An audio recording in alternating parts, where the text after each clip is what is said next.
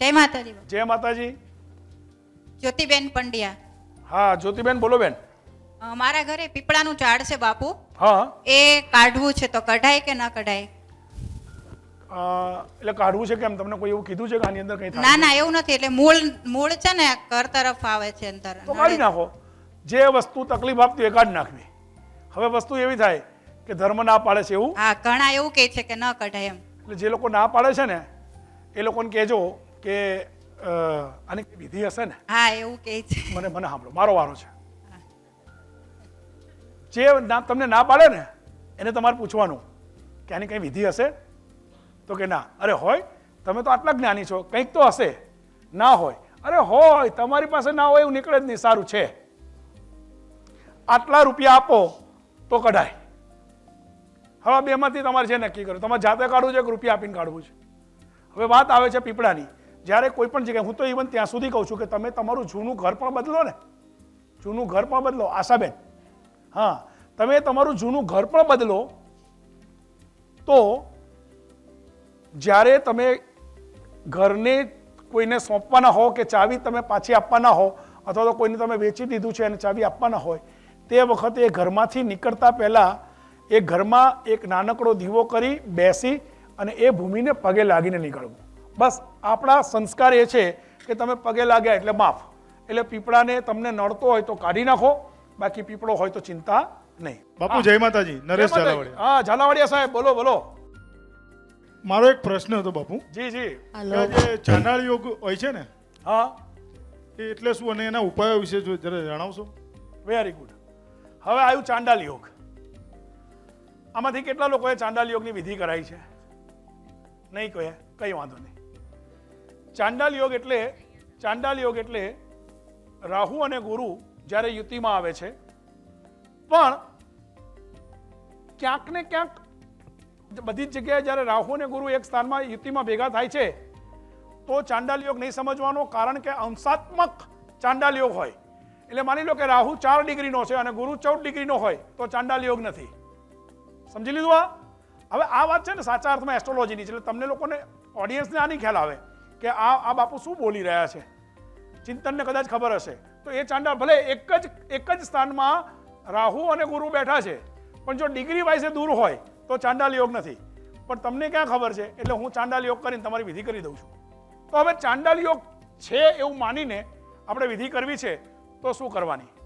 તો એ કરવાનું, જેને પણ ચાંડાલ યોગની વિધિ કરવા માટે કહે એ લોકો એવું કરવાનું છે કે એમની જે જન્મ તારીખ હોય એ જન્મ તારીખને પહેલાં જોઈ લેવાની. એક આવે, જો એ જન્મ તારીખનું ટોટલ 2 આવે. જન્મ તારીખ હો, આખી નહીં, ખાલી તારીખ. માની લો કે કોઈ એક વ્યક્તિ 1લી તારીખે જન્મેલી છે, કોઈ એક વ્યક્તિ 12મી તારીખે જન્મેલી છે, તો 12મી એટલે 3. તો આ યાદ રાખવું. જન્મ તારીખને ધ્યાનમાં લઈ ચણાની દાળ તમે બુધવારે રાત્રે પલાળો છો અને ગુરુવારે એ પલાળેલી ચણાની દાળ પક્ષીઓને નાખી દો. અને તમે દર બુધવારે 1 ગ્લાસ ગરમ દૂધની અંદર હળદર નાખીને પીવો તો તમારો ચાંડાલ યોગ તમારી જાતે દૂર થશે. કોઈની પાસે જવાની જરૂર નથી. બોલો અંબે માત કી.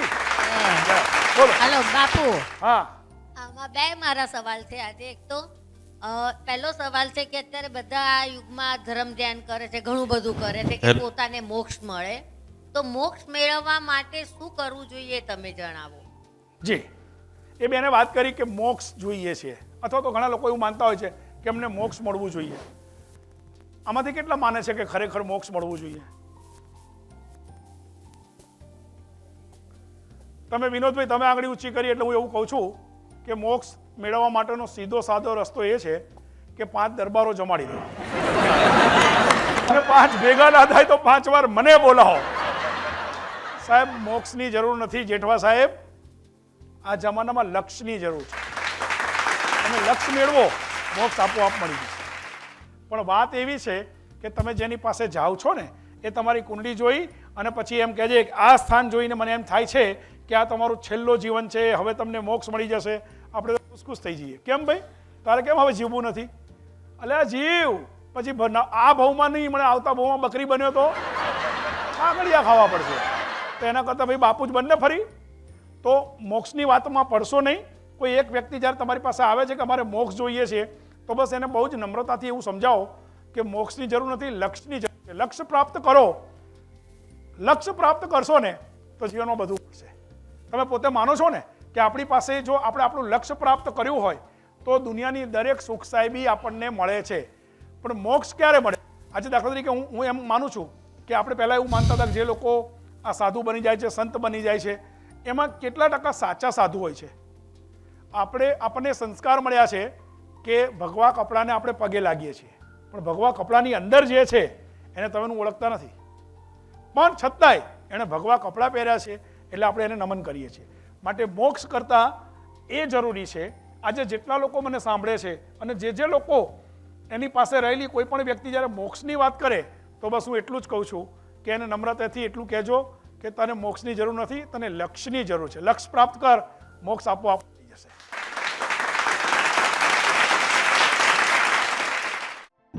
શું આપ માનો છો કે મહેનત અને અપેક્ષાના પ્રમાણમાં વધુ ફળ અને સફળતા મળવી જોઈએ, તેમજ નસીબ વધારે સાથ આપે તો? દુનિયાની દરેક વ્યક્તિ પોતાનું ભાગ્ય બદલવાની કોશિશ કરે છે, અને હું ચોક્કસ માનું છું કે ભાગ્ય પણ બદલાય છે.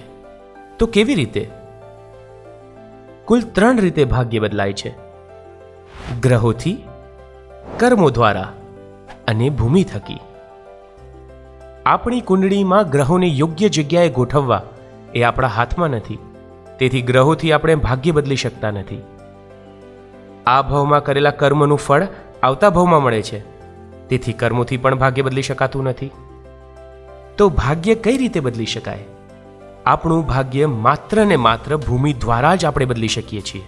તમે જે જગ્યાએ તમારા પરિવાર સાથે વસવાટ કરો છો, જે ભૂમિ ઉપર વેપાર અને ધંધો કરો છો, તે ભૂમિ જો વાસ્તુની દ્રષ્ટિએ બેલેન્સ હશે તો નિશ્ચિત તમારા જીવનમાં સમૃદ્ધિની લહેર આવશે. ભૂમિનું વાસ્તુ બેલેન્સ કરવા શું કરવું? અને આપણી જે ભૂમિ છે તો શું તે વાસ્તુની દ્રષ્ટિએ બેલેન્સ છે? તે કઈ રીતે જાણવું?